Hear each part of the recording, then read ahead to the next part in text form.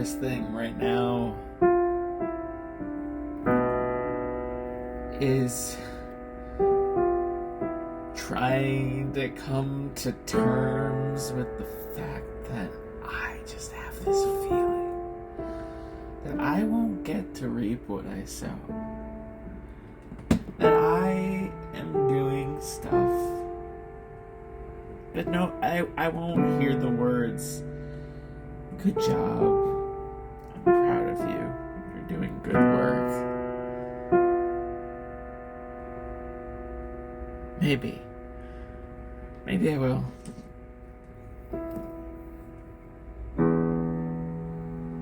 I just feel. What do I feel? I got day drunk today. I don't do that. I had plans to do some personal growth today, and I said no because I could do this shoot. The weather is perfect, even though I thought the weather was perfect to do the personal growth. And I did this new thing. I got day drunk. Not only did I not exercise today, how many beers am I? I'm 4 beers. I'm on the 4th beer. Lightweight. Call it what you want.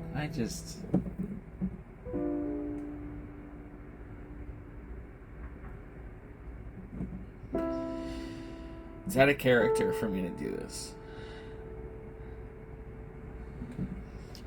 It's a war. It's a warring conflict inside myself to become more and more aware of the privilege that I have without really it's like I say the things. It's like I know I'm privileged. I am an AMAB person. And while I do consider myself agender, I present myself as a male because it's just like that's what I like wearing comfortable clothes, and comfortable clothes tend to be loose. And I like, I don't know, lately I've been really enjoying orange, but I've loved browns and greens, occasionally blue.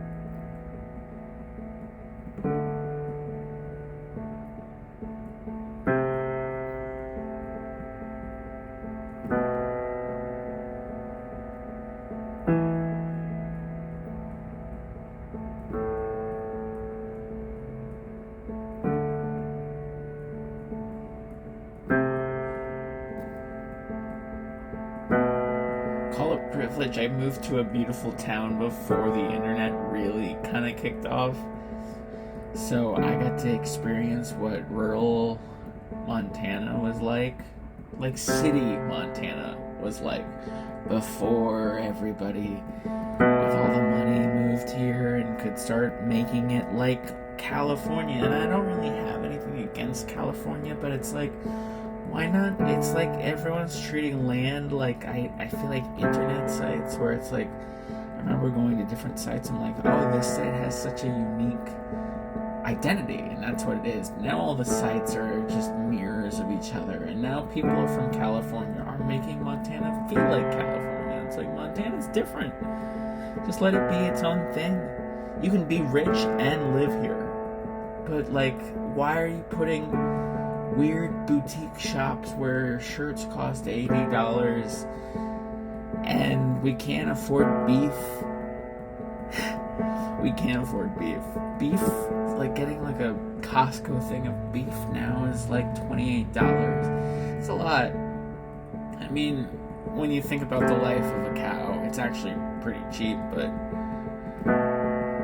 right, I guess a lot of things haven't cost what they actually should cost for a while now.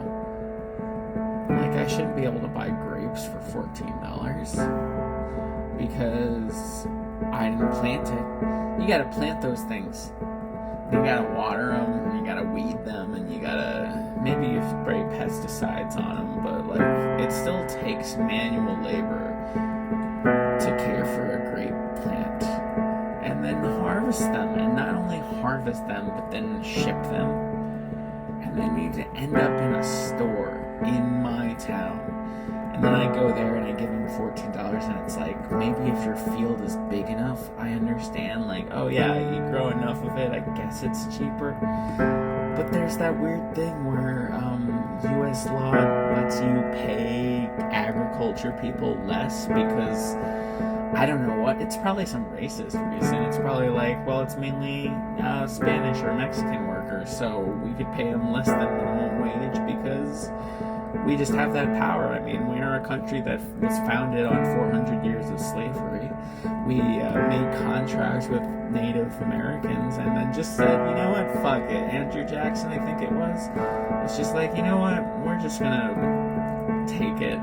This world built on blood. This world built on abuse. And I'm just a white person living here. I'm not from here. I'm Irish, Italian. I'm from two different lands. I don't know. It's like, great. What am I supposed to feel here? Am I supposed to feel shame? Am I supposed to make difference? I try to give voices to people, but it's like, am I just supposed to feel shitty and not? I don't know what to do. So that's what I'm trying to get at, is I'm feeling privilege. I have the privilege. Hey, I make my own work schedule. Right now, it is the afternoon. I'm day drunk, and I'm playing piano in my closet, in my affordable closet. And that's a privilege. As depressed as I might be right now, I'm in a privileged position. I'm depressed and not working because I don't have to.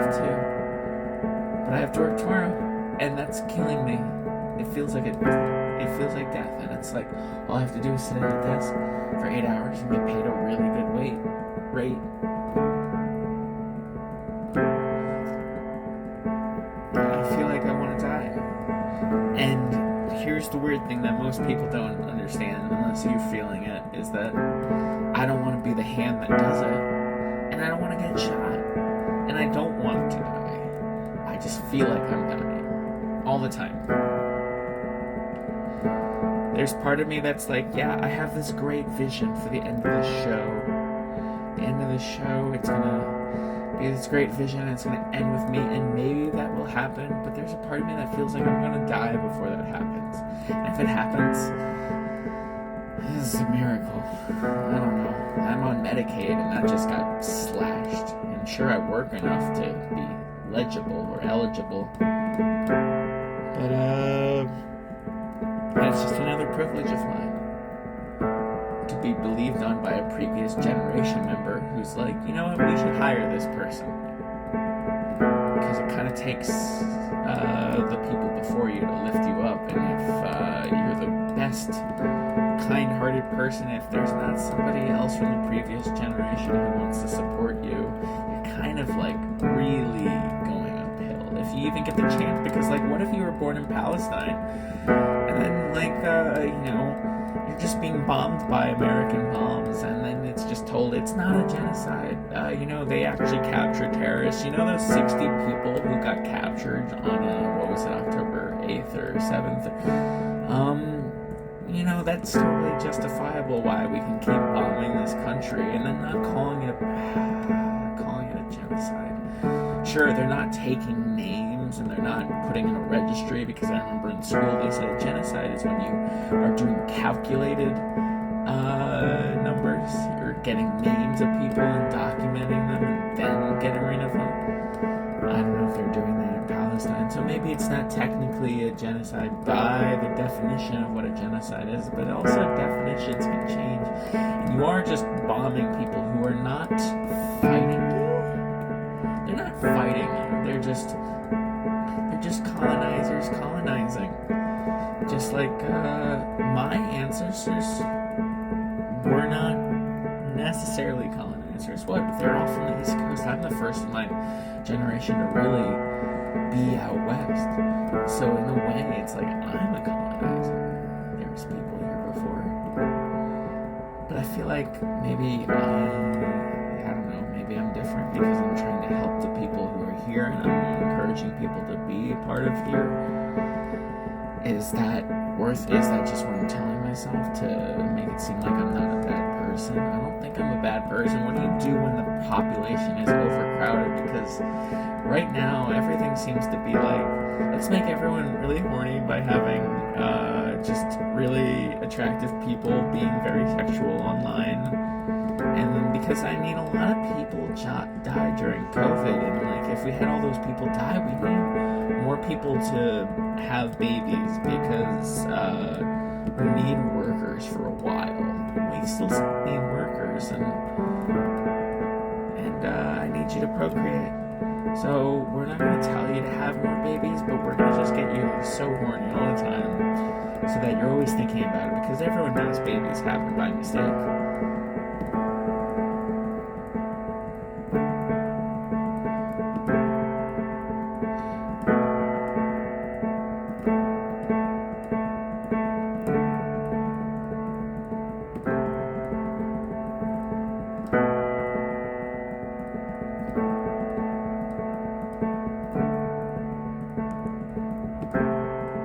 I feel like maybe if I was born,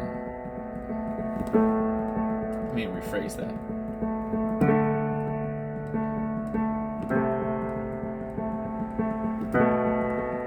I feel like I was born on the edge of a quarter, where the quarter decides if you're rich or you're poor.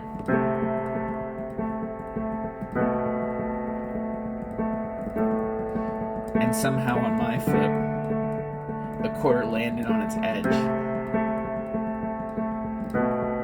If I'm really dumb, I could land on one side or the other. If I'm really smart, I could land on one side or the other. But it's like giving me this unique perspective to see both sides. And as much as the opinions of people on one side want me to believe what they have to say about the other side, I'm just like, you're both the same side of the same quarter. I can't be happy because I see the lives that both sides tell themselves as what a life is. Moving to another country's not going to solve whatever discontent I'm feeling. I'm just like some kind of aware agent that I don't know. I'm here to turn the ship a degree.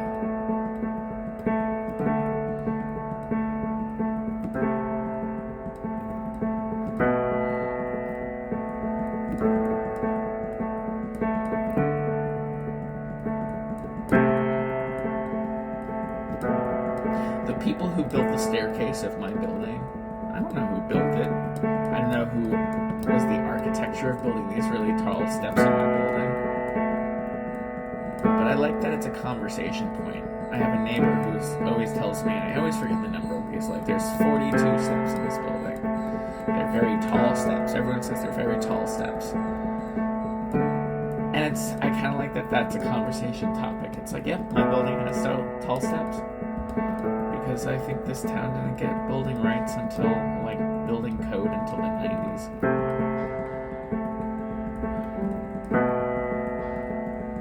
What I'm getting at is, I don't know who made the decision. I don't know who built it. But they made an impact on my life directly.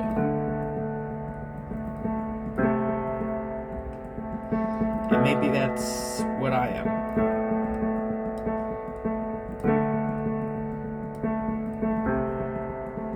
Maybe I'm building something and I am going to disappear into obscurity, and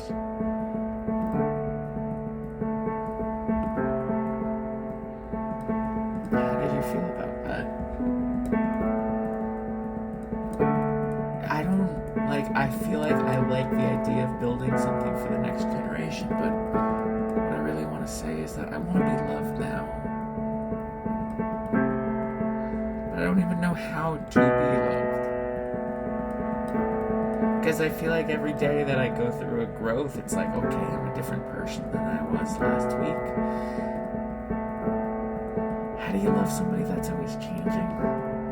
That's like parental love. You don't find those amongst young people. You find those amongst old people, and usually old people, I don't know, old people are changing.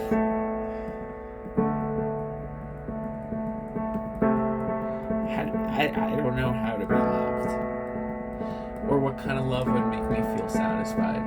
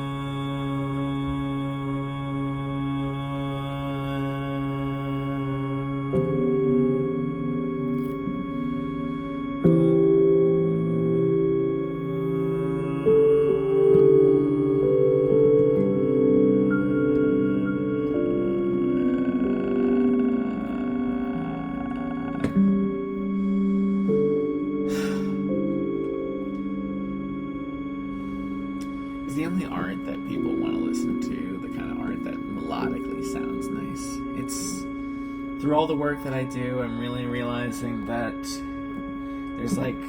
there's more than two sides, but the two sides I see most in the art that I involve myself with is there are the poets. There's three sides. There's the poets, there are the magicians, and there are the wizards. And the poets are people who write beautiful poetry, can take complex human experiences and share them in a way that just resonates. And there's the magicians who take sounds and blend them in this way that I I am put under a spell. And it's very beautiful. And I don't even realize what's happening, but I'm just in this groove, and it feels so good to be caught in a spell. And then there are the wizards who blend the two. You have these lyrics, if you choose to listen to them and comprehend them, are sharing this hurt or pain or love or what have you with melody. And what I'm doing here is there's so much hurt, and I'm making sound. And you know, my teacher wants to teach me how to make melodies and make sounds so I can be a magician and put you under a spell. Maybe that happens, maybe it doesn't.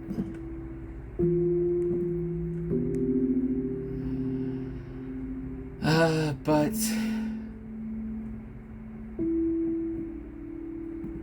is that what gets you to listen?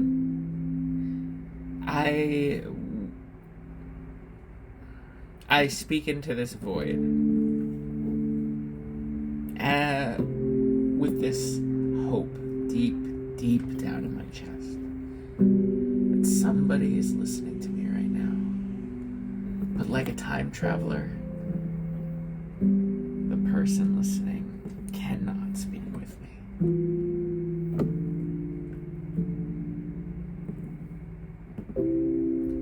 I'm speaking from a recorded past. I haven't shaped my message over reworking and reworking to give you a prime example of this distilled art. I'm just giving you therapy with my eyes closed and my hands forming shapes that I've learned, and the knowledge that if I go right, notes get sharper, and if I go left, they get deeper. And that's basically it. There's other stuff in there. There's probably internalized knowledge happening as well. But is this... See, this is the kind of expression that I wonder, is this kind of art, is this art worth sharing? Is it art, or is it just me talking to myself? Here's the thing, I don't encounter that many art pieces that are like this. There's plenty of podcasts, I'm sure, that are like this. Just, I'm going to talk, but here's some piano underneath. Here's some keyboard. What do I want to hear? I want to hear someone...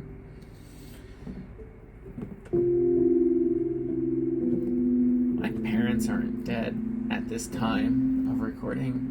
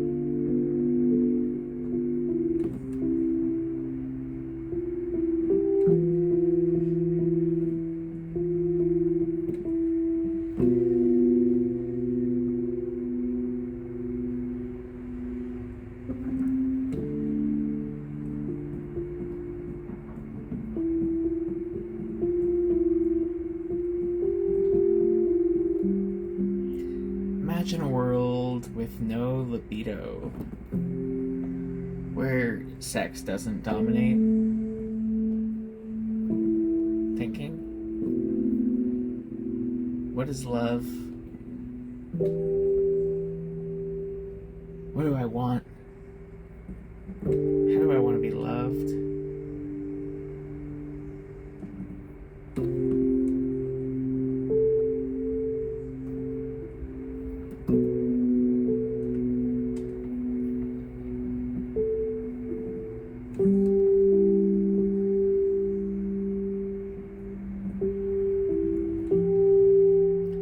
What a privilege it is to be able to even think of those questions, right?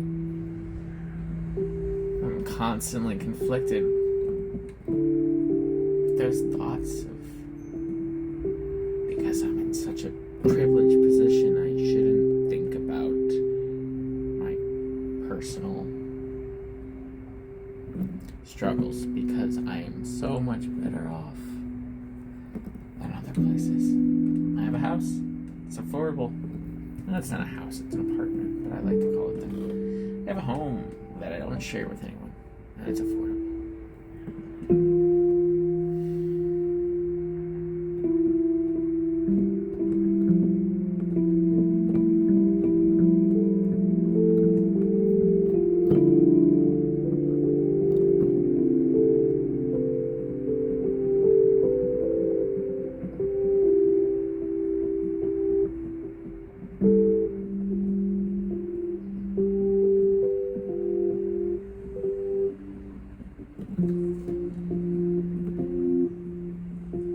But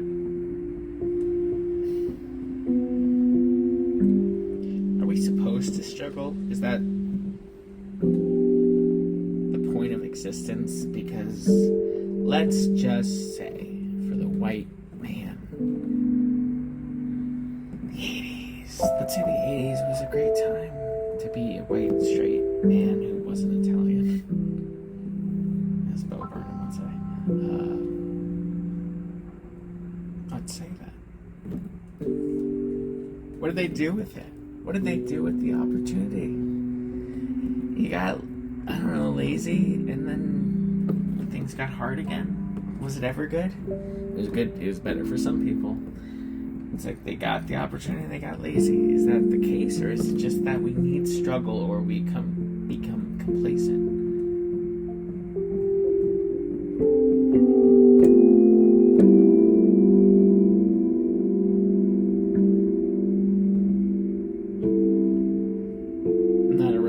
Person,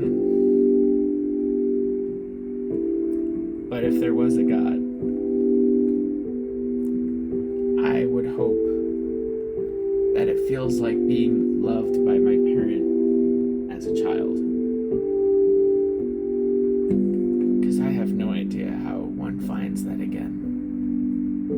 Even when I see my parents as an adult, I don't know how to connect. I remember being very late in my preteen years, and all my friends were calling their dads. But I was like, I told my dad, I'm like, I'm gonna keep calling you daddy, because that's what I like to call you. And at some point that did change. But I don't. Is it the world that made me feel that I couldn't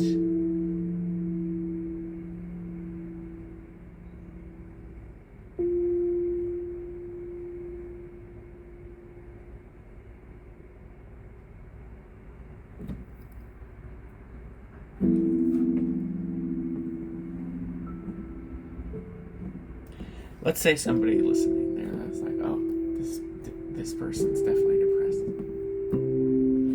Okay, so what? What now? Okay, you've labeled it. What is this? What is this?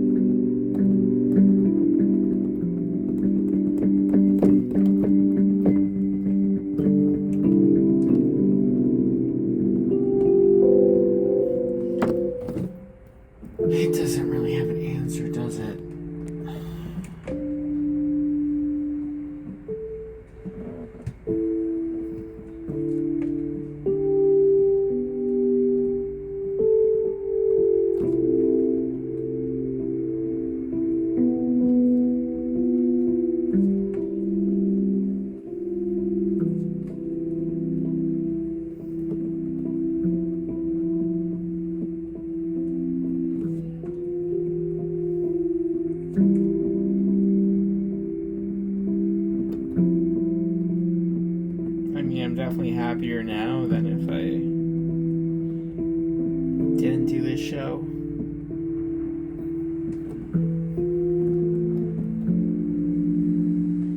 I am just